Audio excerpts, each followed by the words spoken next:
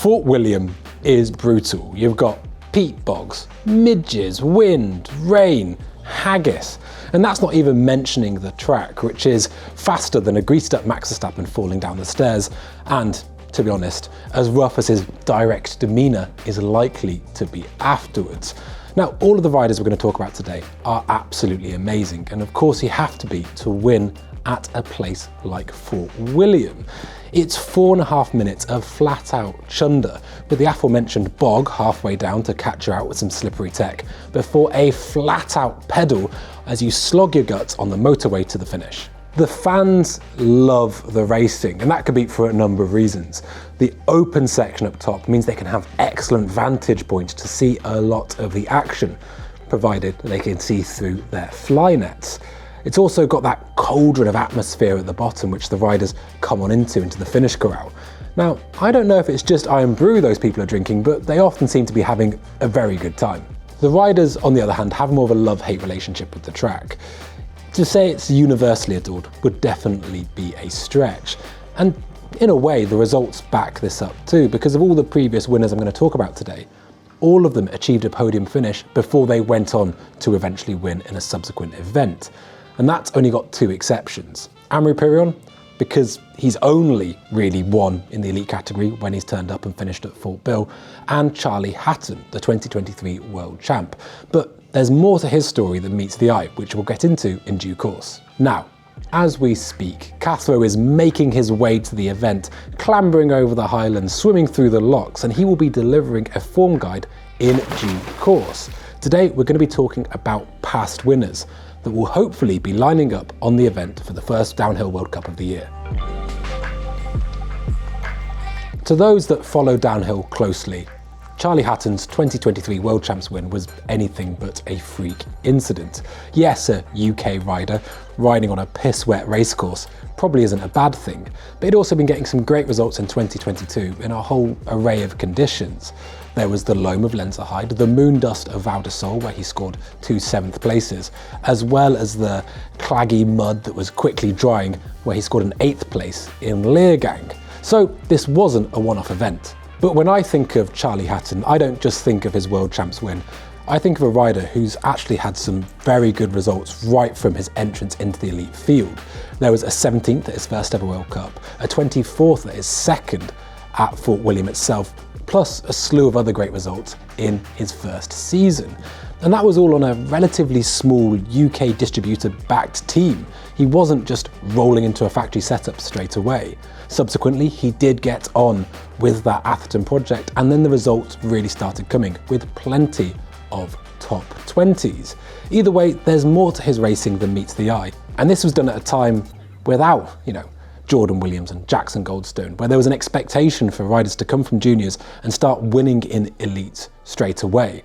What Charlie Hatton did in his first couple of seasons in elite and the subsequent years of honing his racecraft is actually representative of a lot of the great talents in downhill.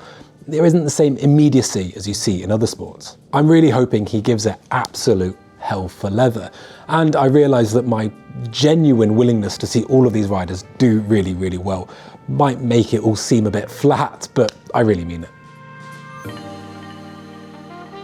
Tahnee Seagrave's ascent to the top of World Cup downhill was started by this incredible buzz that was coming out of the French Alps of this UK rider who was honing in her skills, and it was a skill set that was actually in some ways a real juxtaposition to the just make the tech count mindset that could be prevalent in the female elite downhill scene at times. It's riders like Seagrave that made women's downhill what it is today, and it's also been great to see her chip away at some non-UCI affiliated events, which may or may not be absolutely f***ing great.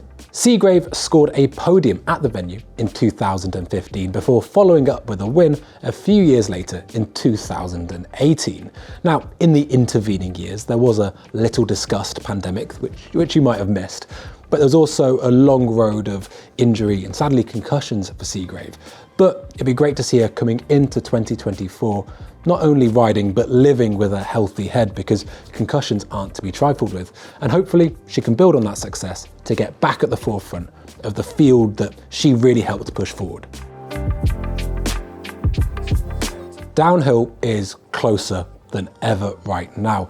But it could be a slightly different story had it not been for Nina Hoffman ditching the javelin and picking up a mountain bike just a handful of years ago. In fact, she was a very late comer into the sport, but her rise to stardom has been nothing short of meteoric.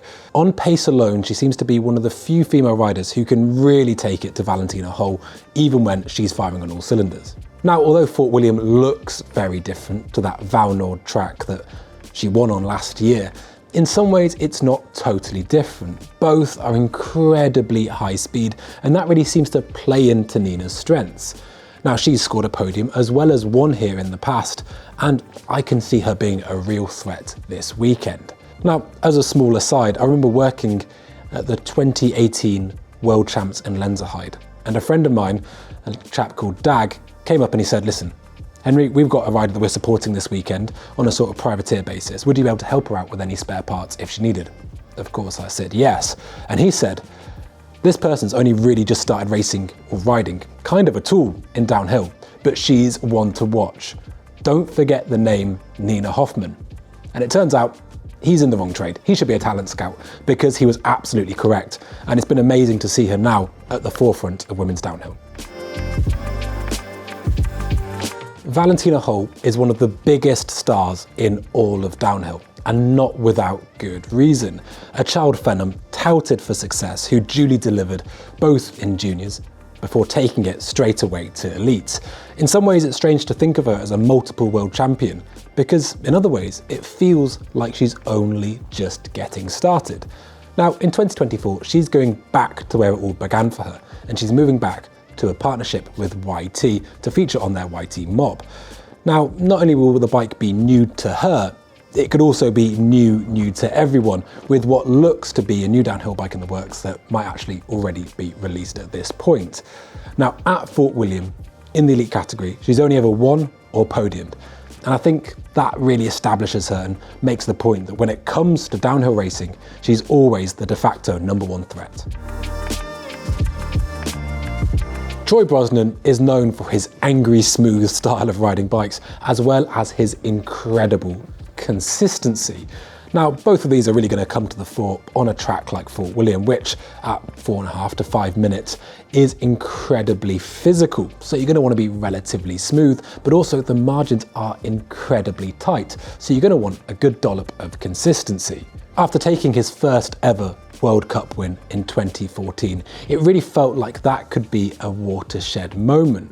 Now, right from the days of being the upstart following in Sam Hill and Brendan Fairclough's footsteps at that specialised Monster Energy team, he's gone on to be one of the most consistent performers that downhill's kind of ever seen, and is now a leading man at Canyon. Whilst he might not perhaps have won as much as people expected him to, he has been remarkably consistent, and if you're going to chalk anyone in for a top 10, surely it's got to be Brosnan.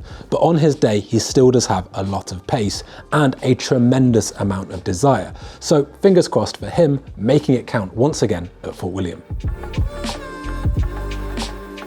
Brosnan's one-time teammate and the other half responsible for one of the best and original mountain biking memes ever to grace the internet is Aaron Gwin.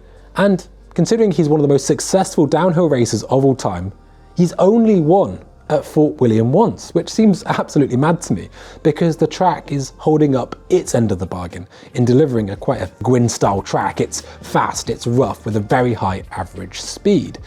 But in fact, if you look at the results, and again, it kind of escaped my mind, but he hasn't completed a race run there since 2018. Now, the last couple of years have been anything but smooth sailing for Gwin, but it does seem that he's really threatened to come up back to that formidable Boyle. Now, an arm injury, which pretty much took him out the whole of last season, isn't quite right yet, so I don't know whether he'll be lining up at Fort William in 2024, but I really hope so. When Gwin came to World Cup racing, he was immediately, in his first half season, straight into the top 10, and he followed it on that year with more and more great results. But it was only thanks to a sort of butterfly effect of what happened in Fort William that stopped him potentially getting that perfect season. In 2011, he was 5 seconds up coming into the last split before a crash on one of the very last turns took him out of contention, although he still managed 5th, so an amazing result. What this meant was that he actually needed a better result in Le Bresse coming towards the end of the season, and by his own admission, he rode a bit too safe, concerned about that overall. He still got 3rd in Le Bresse towards the end of the season, which is amazing.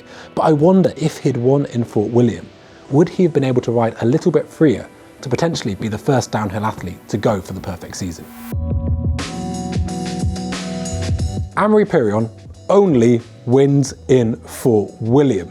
Now, between friends, if we can discount his first 2 years in Elite where he didn't qualify and then he didn't finish, that statement is true. But still, the venue seems to play into his wild, slightly chaotic approach for speed. And it seems to really chime in with the fans' thirst to see somebody do something quite extraordinary on a track where the margins can be just so tight. There have been some quite tight wins, like in 18 and 22, but there have also been some demolitions of the field, like his 4-second win in 2019, where he didn't even finish on both wheels in one of the sport's really enduring moments. Now, Amaury Pierron, well, the clue's possibly in the name. When he's on, he's Pierron. That might be too much, but it really does feel like he wins when he wants.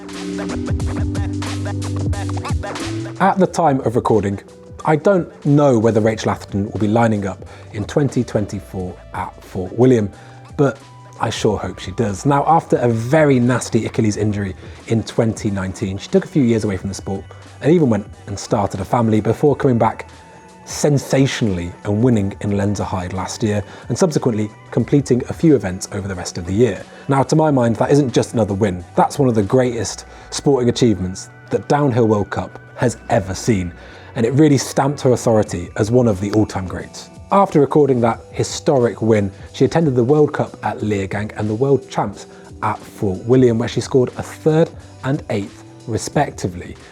But I really don't think you can ever count out Rachel Atherton. After taking literally years away from racing, she came back and won immediately. And she's won 40 World Cups. F***ing 40 World Cups!